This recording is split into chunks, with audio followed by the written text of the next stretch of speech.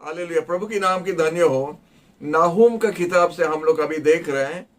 नाहूम का मतलब हिंदी में होता आराम, इंग्लिश में होता कंफर्ट। आराम प्रभु देता है हम लोग को, इसलिए प्रभु को धन्यवाद कि ये भविष्य वक्ता ने प्रभु का पास से भेजा गया था, जाके जुदा प्रदेश में इज़राइल में जाके उधर भविष्यवाणी करके बताना है। इसका ज्यादा नाम आपको कहीं पर ज्यादा नहीं मिलेगा, लेकिन उनका संदेश बड़ा जबरदस्त संदेश था, जोर का संदेश था। और इसमें परमेश्वर बताता है कि एक विजाति देश, अन्य जाति का देश जो निनवे है।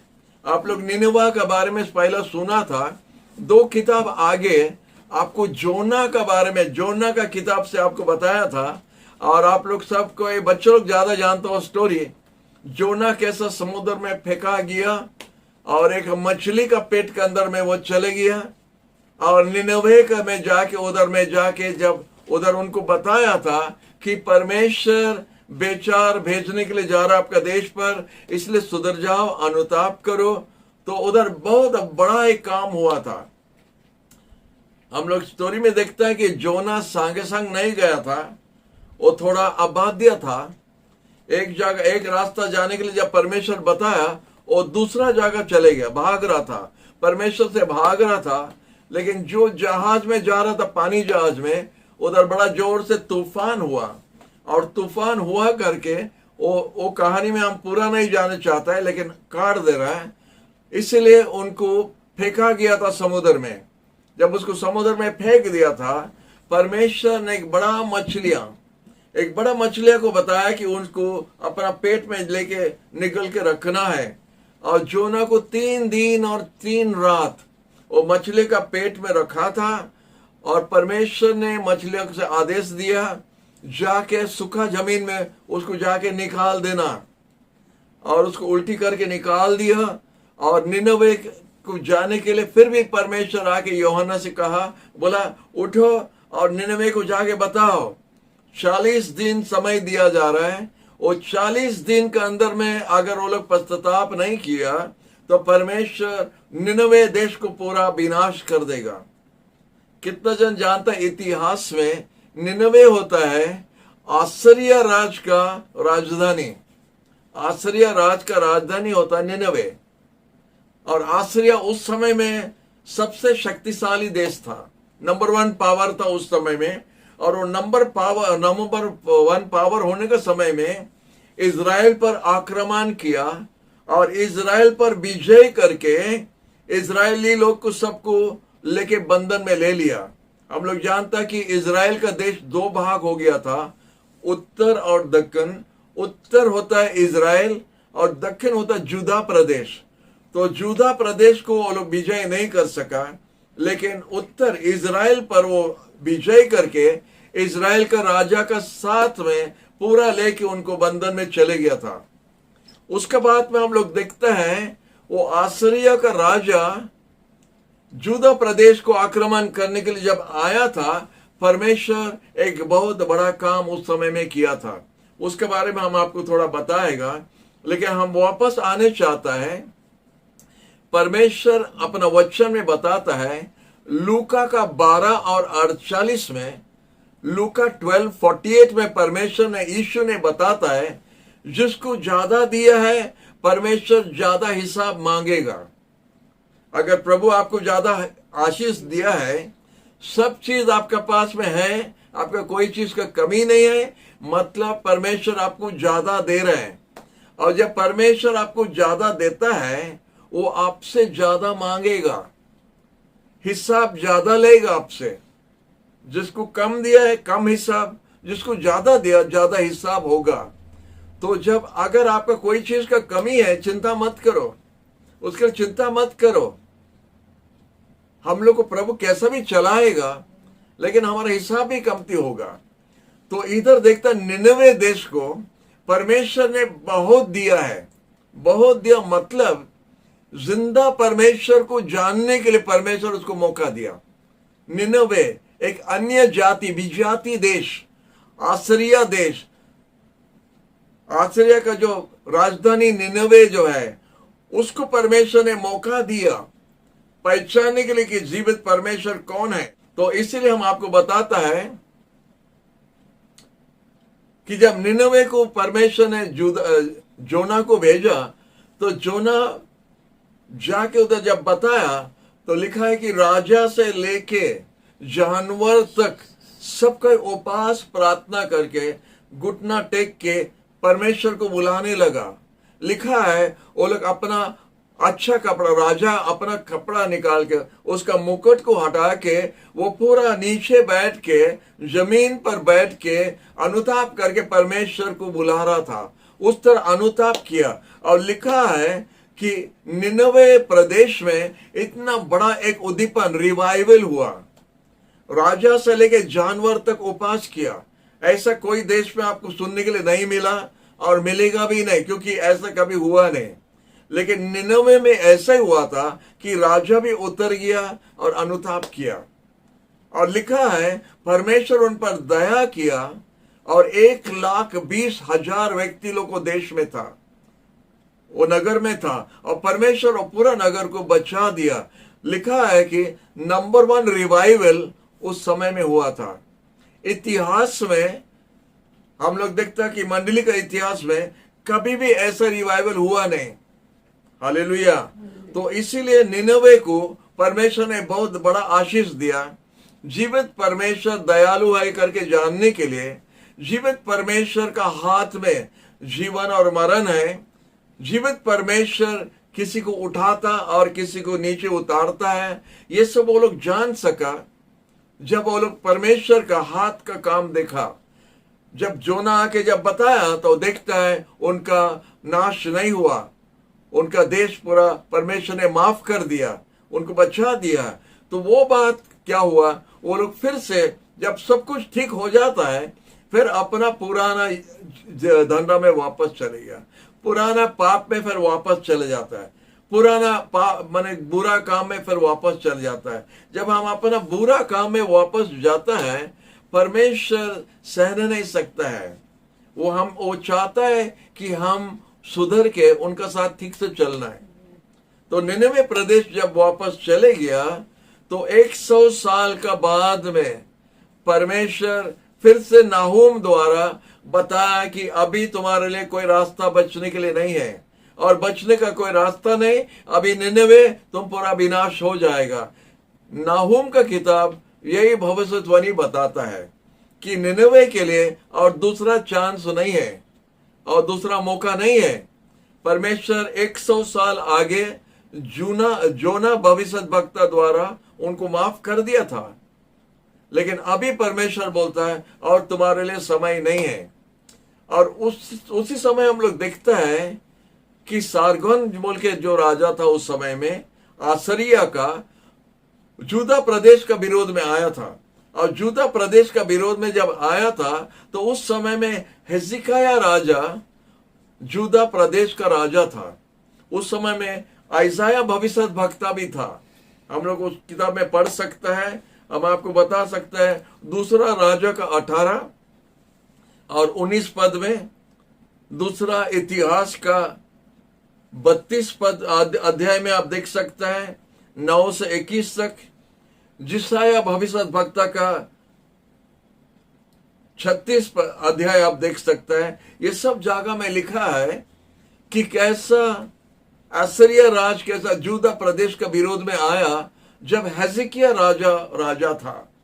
और जब हिजकिय्याह राजा एक अच्छा राजा था, जूदा प्रदेश का एक प्रभु का बात मानने वाला राजा था, और वो प्रभु को रोने लगा। जब वो रोने लगा तो परमेश्वर जिसाया भविष्य वक्ता द्वारा एक भविष्यवाणी किया और बताया था कि असीरिया का राज ये माने जेरूशलेम के अंदर में कदम नहीं रखेगा, वो कदम नहीं रखेगा, वो जिधर से आया उधर ही वो वापस चला जाएगा। हालेलुया, प्रभु को धन्यवाद। जिसाया भविष्य भक्त आके हिजकिय्याह राजा को जब ये बात बताया तो हिजकिय्याह राजा मंदिर में जाके परमेश्वर का धन्यवाद करने लगा, प्रशंसा करने लगा। और उसी रात में आसीरिया राजा का जो जितना जो पलटन था उनका अंदर में 1,35,000 सैनिक लोग को परमेश्वर ने एक रात में साफ कर दिया।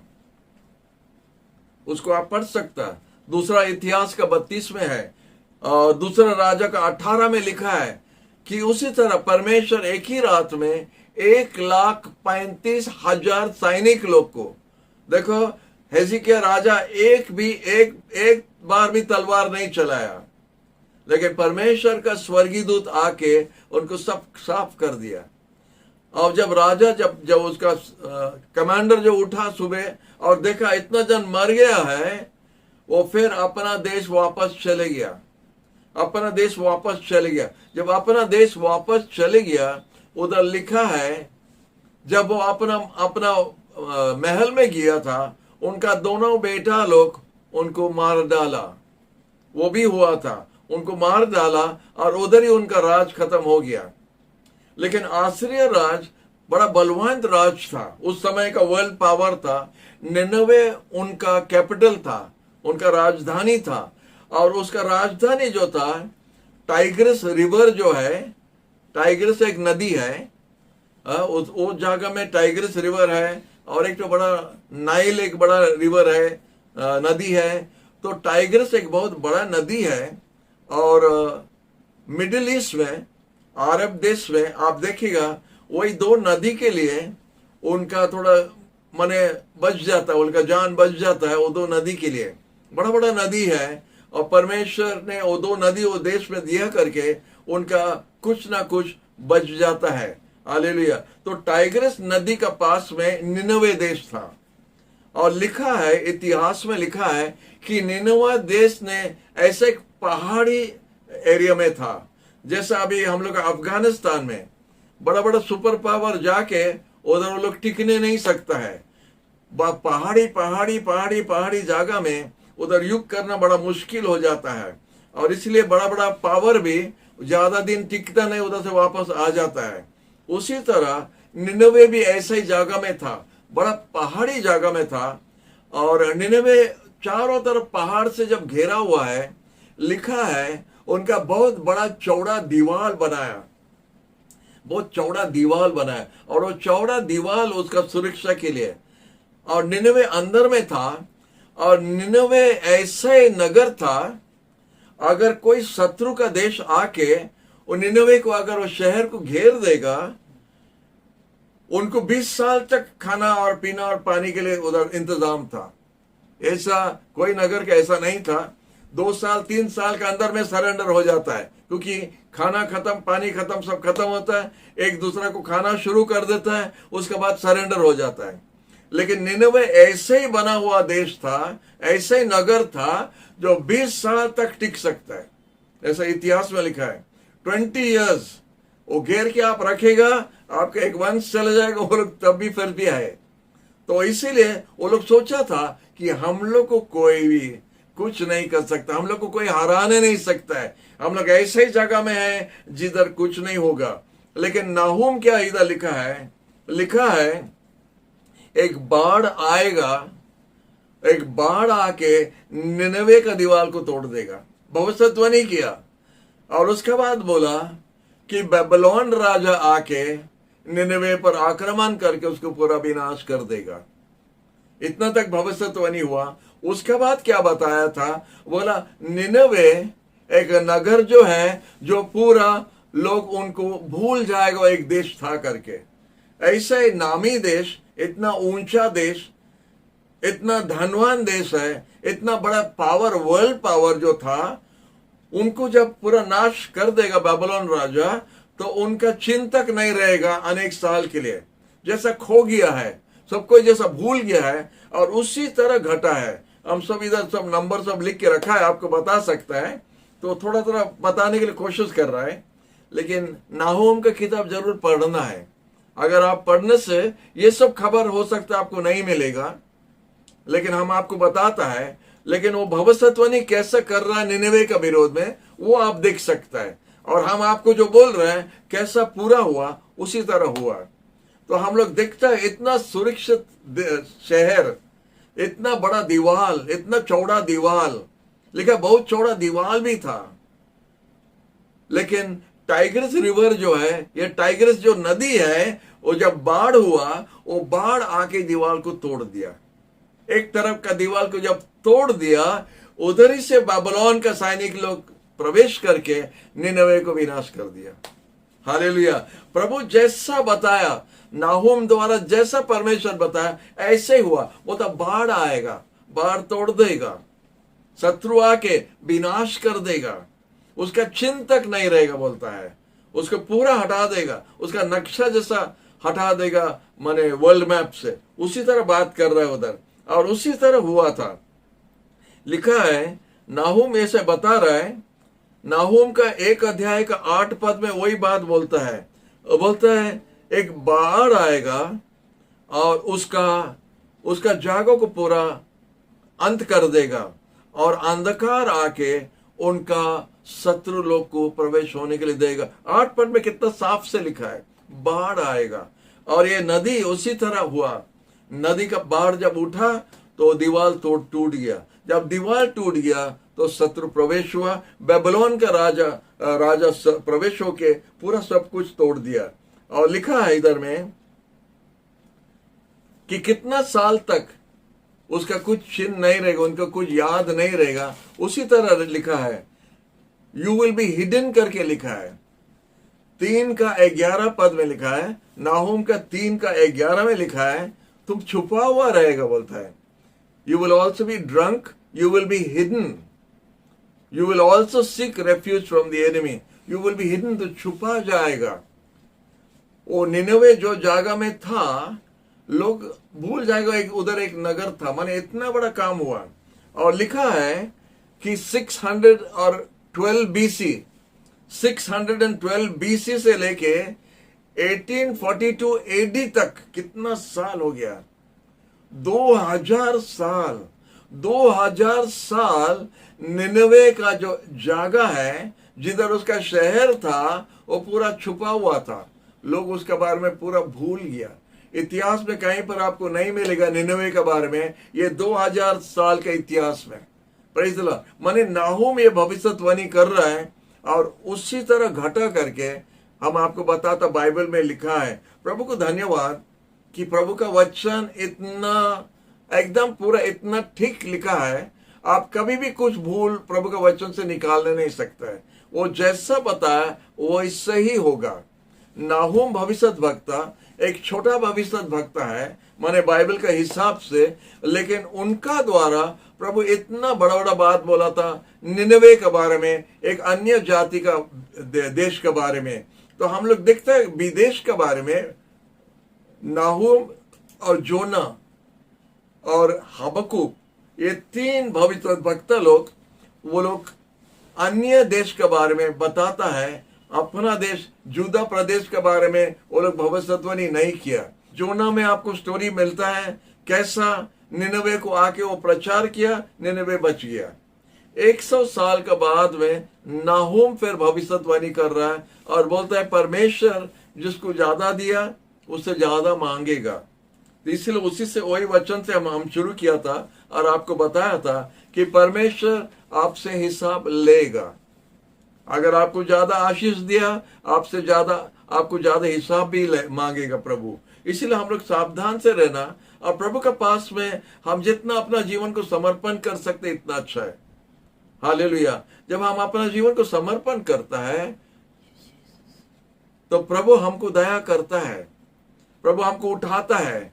हम ये बात आपको क्यों बता रहे हैं, अनेक बार जब सब चीज ठीक चलता है, नौकरी अच्छा है, कमाई अच्छा है, सबका हेल्थ ठीक है, सब कुछ ठीक चल रहा है, तो हम लोग परमेश्वर से थोड़ा पीछे हटने का काम करता है। जैसा निनवे ने किया था, सोचा था कि हम इतना सुरक्षित है, इधर कोई शत्रु आने नहीं सकता है। ऐसे इतना चौड़ा दीवार को, इतना मजबूत दीवार को कोई तोड़ने नहीं सकता है। कभी कभी आप और हम भी ऐसे ही सोचते हैं। हमारा बैंक बैलेंस अच्छा है, मोटा मोटा रुपया है, धन है, घर है, हमारा सब कुछ ठीक है, बच्चों लोग का नौकरी हो गया है, बच्चों लोग कमाता है, उनका परिवार ठीक चलता है, हमारा और कुछ ठीक नहीं, शुगर प्रॉब्लम नहीं है, हमारा प्रेशर प्रॉब्लम नहीं है, हमारा थायराइड नहीं है, हमारा ये नहीं वो नहीं, ओ हम ठीक है। तो परमेश्वर को हमारा जीवन से, हमारा परिवार से थोड़ा दूर कर देता है, सब ठीक है। और जैसा एक बहुत मजबूत दीवार है, हम सुरक्षित है, इधर हम आराम से है, हमको कुछ बिगाड़ने वाला कोई नहीं है। परमेश्वर आपको ज्यादा दिया, आपसे ज्यादा हिसाब मांगेगा। इसलिए हमेशा हम लोग परमेश्वर का दरकार है, हमेशा आपको और हमको परमेश्वर का दरकार है। इसलिए बोलता है, उनका प्रार्थना में भी हमको सिखाया, हमारा दिन दिन का रोटी दो।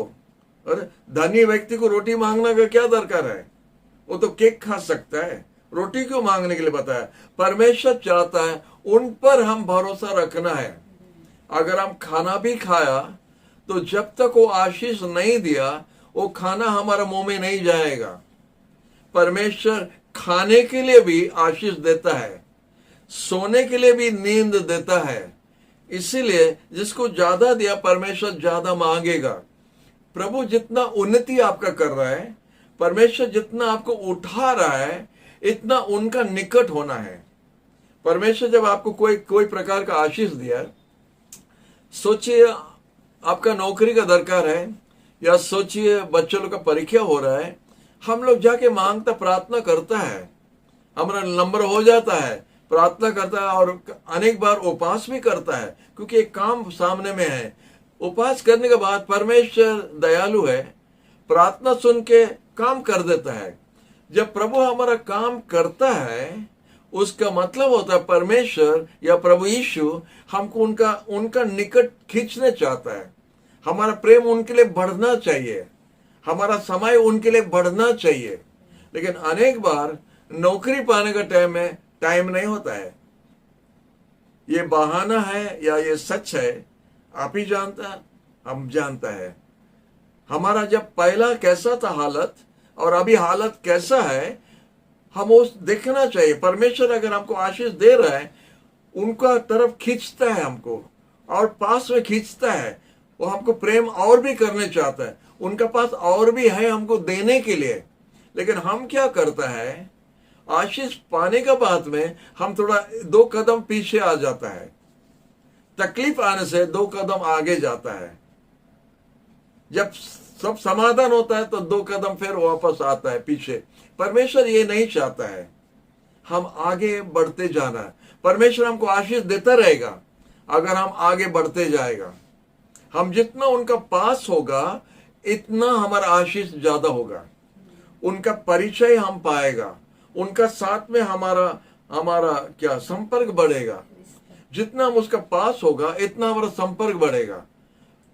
और उसका निकट हम कैसा हो सकते, उसका पास कैसा हो सकता है, जब हम उसका आशीष लेके उनको और समय देते जाएगा, उनका और पास होगा, हमारा जीवन का और सजाएगा, प्रार्थना के लिए समय ज्यादा बढ़ाएगा, वचन का ऊपर ज्यादा ध्यान देगा, हमारे जीवन को सुधारने के लिए या ठीक रास्ते में लाने के लिए। उसी तरह जब हम होता है तो परमेश्वर ऐसे परिवार को और भी आशीष देता है। हालेलुया। अनेक माँ बाप भी है, बोर्ड परीक्षा है, हमारा बच्चा पढ़ता है, कॉलेज परीक्षा है, तो उस समय में प्रार्थना के लिए उपवास प्रार्थना में आके पहुंच जाएगा, प्रार्थना करता है। जब काम खत्म हो जाता है, बेटा किधर है, उसका ट्यूशन है, उसका क्लास है, उसका ये है, उसका वो है, और बच्चा जैसा बोलता है माँ बाप भी वही भाषा बोलता है। भूल गया है कि ये हुआ कैसा, इतना दूर तक पहुंचा कैसा, किसके साथ में, किसका ताकत में, किसका ज्ञान से, किसका आशीष हम इतना दूर तक आया है, वो भूल जाता है। और इसीलिए समस्या परमेश्वर बार बार भेजना पड़ता है। निनवे देश को 1,20,000 लोगों को प्रभु माफ कर दिया, 1,20,000। परमेश्वर ने सुना और उनको विनाश होने के लिए नहीं दिया। हम नहीं जानता परमेश्वर कैसा विनाश करने के लिए चाहता था, वो नहीं लिखा है, लेकिन परमेश्वर जब बोलता विनाश होगा तो होगा। उनका अनेक रास्ता है उठाने के लिए, उसका अनेक रास्ता है विनाश करने के लिए। और निनवे जब उसका घुटना टेका परमेश्वर के सामने, लिखा है राजा से लेके जानवर तक उपवास करने लगा तो लोग बच गया। परमेश्वर ने माफ कर दिया, उनका रोना सुना और परमेश्वर उनको छोड़ दिया, माफ कर दिया। वो लोग माफी मांगा, लेकिन माफी पाने का बाद में जब हम फिर वापस चले जाते अपना भूल में, अपना बुरा आदत में, हमारा पाप का जीवन में, तो परमेश्वर उसमें नाराज हो जाता है। और इधर लिखा है, नाहूम का किताब में लिखा है, निनवे के लिए और माफी नहीं है, खत्म हो गया, खत्म। परमेश्वर बताया कि परमेश्वर का बेचार आ रहा है और किसी हालत में कोई भी प्रकार का हिसाब से बचेगा नहीं। बेबीलोन का राजा आके ये पूरा देश को नाश कर देगा और पूरा उनका नक्शा पूरा वर्ल्ड से हटा देगा। और उसी तरह हुआ था। परमेश्वर अगर हम लोग से बात कर रहा है तो हम लोग कितना आशीष पाया है। आज सुबह एक भाई से हम बात कर रहा था। एक समय था जब हम लोग का जीवन में अनेक अभाव था, कमी था। खाना पीना से लेके कपड़ा तक हम लोग का कमी था। खाना हम लोग के लिए कोई अभी जो हम लोग सोचता है कि बहुत अच्छा, माने ये खाना हम लोग आराम से खा सकता है, एक समय था जब वो खाना को देखने के लिए मिलता नहीं था और जो कुछ मिला उसको खा लिया, जो कुछ मिला खा लिया। उसी प्रकार का समय था। लेकिन अभी जब सब ठीक चल रहा है और सब प्रभु ज्यादा देता है, तो अभी हम चुनता है कि ये खाएगा और वो नहीं खाएगा, ये चीज हम नहीं खाएगा, वो चीज हम नहीं खाएगा। सो आज सुबह हम एक भाई से बात कर रहा था। उस समय में क्या था, जब हम लोग का अभाव था, कमी था, जो मिला उसको खा लिया। हम सोचते उस समय में ज्यादा नहीं बोलेगा हम, अगर उस समय में क्या भी मिलेगा नीचे चले जाता है। ये नहीं खाएगा, वो नहीं खाएगा। हम लोग का घर में कभी कोई बोला नहीं, क्योंकि जो मिला उसको खाना है। अगर दोपहर का खाना अगर खिलाया, आधा घंटा के बाद में अगर बोले खाना खाएगा, राजी हो जाता हम लोग। उस समय था, ऐसा ही था। तो उसी तरह हालत जब हो गया, अभी जब प्रभु इतना दिया ज्यादा, हम प्याज को निकाल के अलग कर देता। प्याज नहीं खाएगा, मटर नहीं खाएगा, पनीर नहीं खाएगा, ये नहीं खाएगा, निकाल देता है। हमारा अपना बात बोल रहे हैं। और वो भाई ने बोल रहा था, ये जीभ जो है, जो जवान है, उसमें वो टेस्ट बड्स है, बहुत स्वाद लगता है। और जितना अच्छा अच्छा चीज मिलेगा वही चीज चुन के खाएगा, बाकी चीज को नहीं खाएगा, ठेल देगा। तो ये बात होता है। जब प्रभु हमको देता है, हमारा हाथ उठा के प्रभु को धन्यवाद देना। हम नहीं बोल सब कुछ खा लो, हम नहीं बोल रहे हैं। प्रभु को ये जीभ जो स्वाद दिया है, टेस्ट बड जो दिया है, वो मैंने टेस्ट करके अच्छा चीज खाने के लिए इच्छा होगा, वो है, वो रहने दो।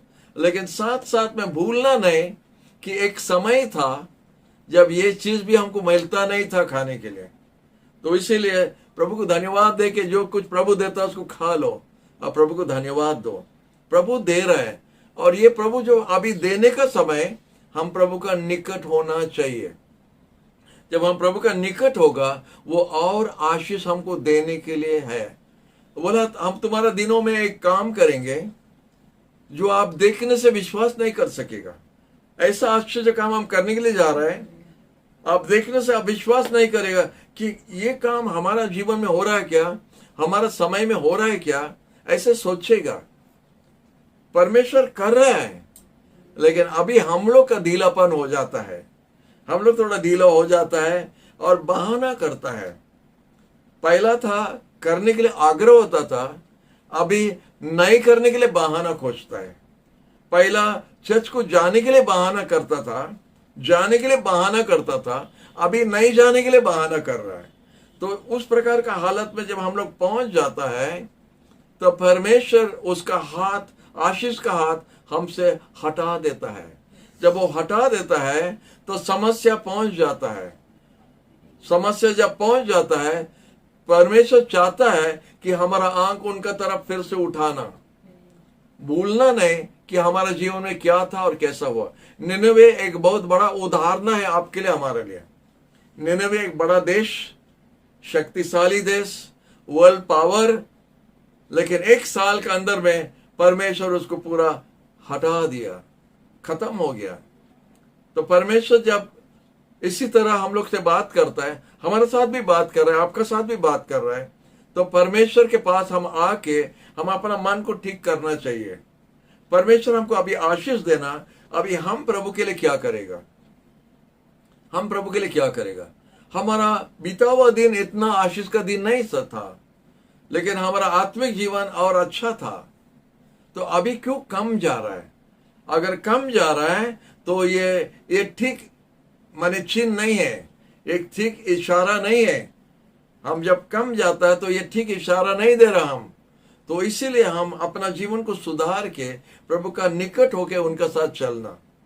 या नाहूम का जो भविष्य भक्त जो निनवे के लिए जो भविष्यवाणी किया, वो आज हम लोग के लिए भी लागू होगा। अगर हम लोग उन्नति में उठ के परमेश्वर को दूर कर देगा अपना जीवन से, तो प्रभु भी एक समय हमको भी उनका उपस्थिति से दूर कर देगा और हमारा जीवन तब नाश हो जाएगा।